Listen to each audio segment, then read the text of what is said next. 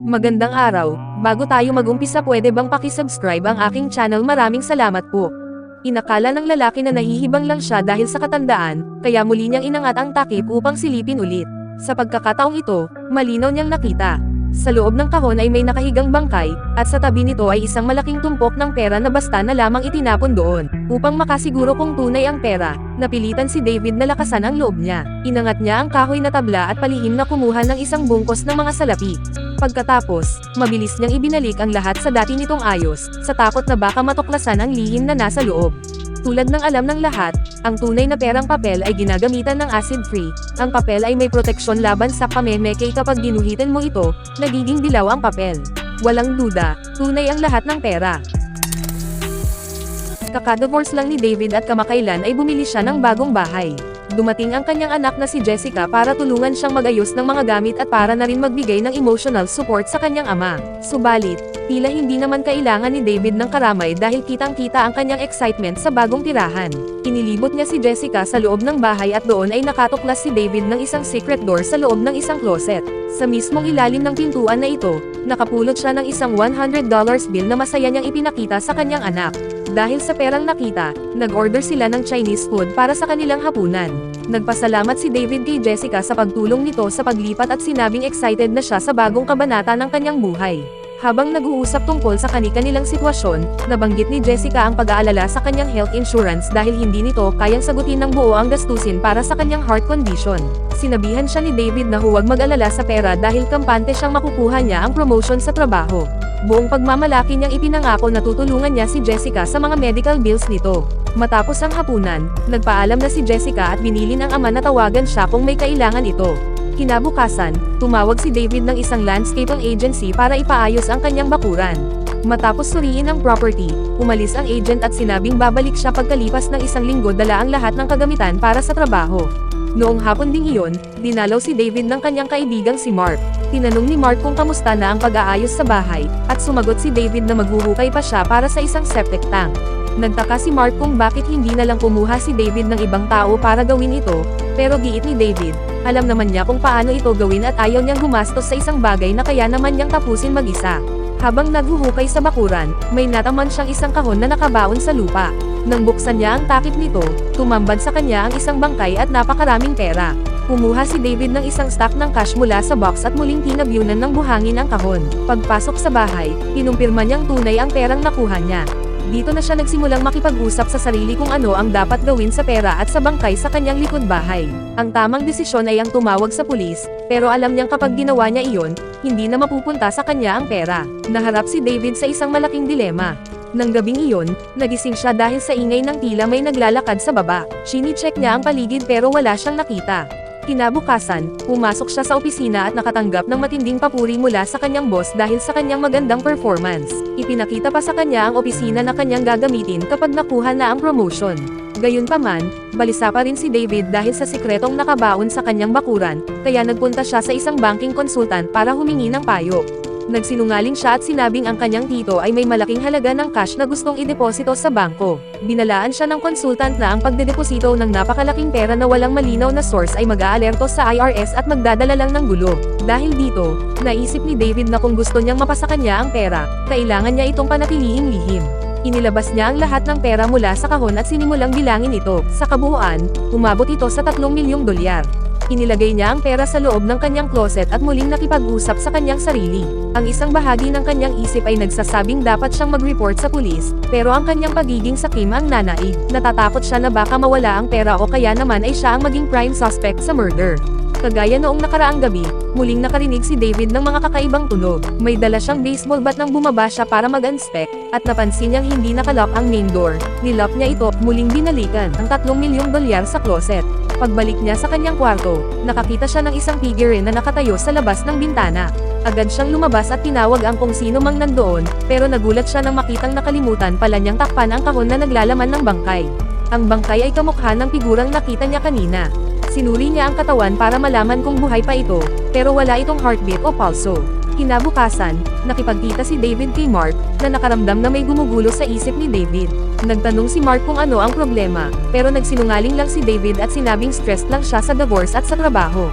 Pag-uwi ni David, nakakita siya ng mga maputik na yapot sa pinto. Nang ikumpara niya ang kanyang sapatos sa mga footprint, napatunayan niyang hindi sa kanya ang mga ito.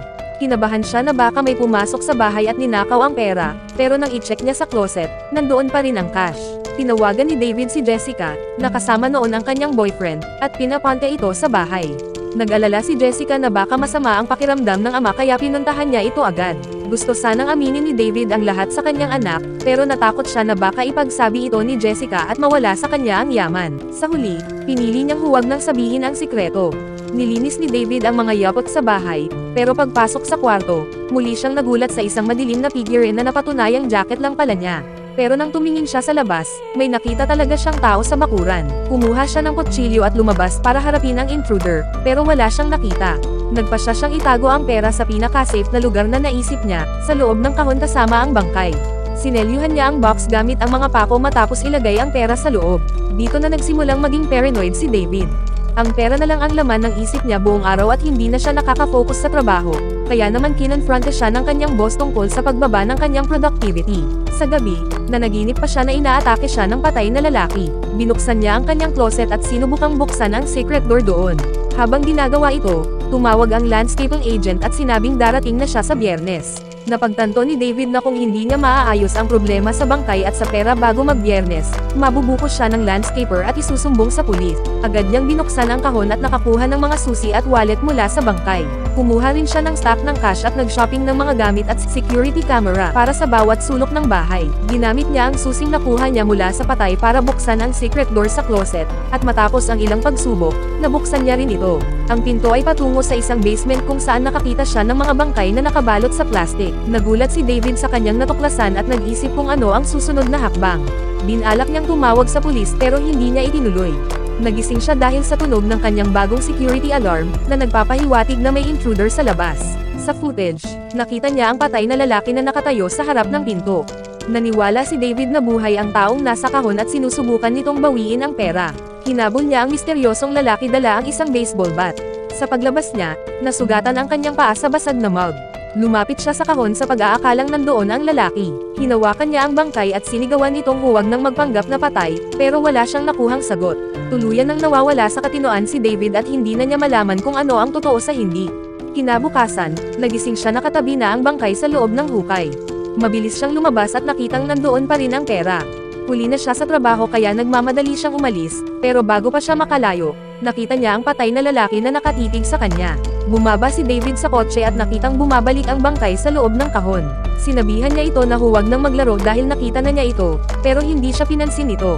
Sa kagustuhang mapilit ang bangkay na umamin na buhay ito, kumuha si David ng chainsaw at pinutol ang binti nito. Sa kabila ng ginawa niya, hindi sumigaw ang lalaki at nanatiling patay. Pumasok si David sa trabaho na may dugo sa kanyang damit. Dahil sa kanyang hindi profesional na itsura at pag-uugali, kinwestiyon siya ng kanyang boss. Sa halip na magpaliwanag, sinigawan ni David ang kanyang boss kaya naman agad siyang natanggal sa trabaho. Nagmaneho siya pauwi at sinabing hindi niya kailangan ng trabaho dahil may $3 milyong naman siya.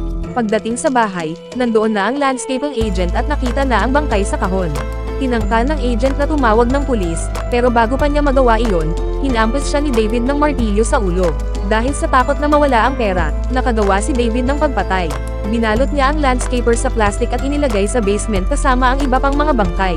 Ganoon din ang ginawa niya sa orihinal na bangkay mula sa box. Pinaniwala niya ang sarili na tama ang kanyang ginawa dahil nanakawin lang daw ng agent ang kanyang pera. Dahil hindi sumipot si David sa usapan nila ni Mark, nag-alala ang kaibigan at pinuntahan siya sa bahay. Habang natutulog si David, muling tumunog ang alarm. Sa sobrang paranoia, inatake ni David ang pumasok sa bahay nang hindi namamalayan na si Mark pala ito. Sa paniniwalang magnanakaw din si Mark, pinatay niya ang sariling kaibigan at itinapon ang katawan nito sa basement. Nagsimula na ring kausapin ni David ang pera na parang kaibigan, at tinatabihan niya pa ito sa pagtulog. Kinabukasan, dumating ang boyfriend ni Jessica para makipagkita, pero inakala ni David na isa itong magnanakaw. Hinampos niya ito ng baseball bat at malubhang nasugatan. Kahit buhay pa ang lalaki, binalot siya ni David sa plastic at dinala sa basement. Maya-maya pa ay dumating si Jessica at tinanong kung nandoon ang kanyang boyfriend. Sinabi ni David na nandoon ito sa basement at isinama ang anak pababa. Doon ay nakita ni Jessica ang mga bangkay at ang kanyang boyfriend na gumagalaw pa sa loob ng plastic. Bago pa makapagtanong si Jessica, hinampos siya ni David sa likod at nawalan ng malay. Nagising si Jessica na nakagapos. Akala ni David ay pati ang sarili niyang anak ay gustong agawin ang kanyang pera. Nagmakaawa si Jessica na pakawalan siya, pero hindi na nakikinig si David dahil lulong na siya sa kasakiman. Iniwan niya si Jessica sa basement at nagbihis ng suit. Inilabas niya ang lahat ng pera sa bakuran at inilagay sa kahon. Binuhusan niya ito ng gasolina balak sanang sunugin dahil ito ang ugat ng lahat ng gulo, pero hindi niya kaya. Sa huli, pumasok si David sa loob ng kahon kasama ang pera at isinarado ang sarili doon. Naiwang walang kasiguraduhan ang tadhana ni Jessica at ng kanyang boyfriend sa basement. Maraming salamat sa panonood. Bago kayo umalis, siguraduhin mag-subscribe at i-turn on ang notification bell para sa mas marami pang video na katulad nito.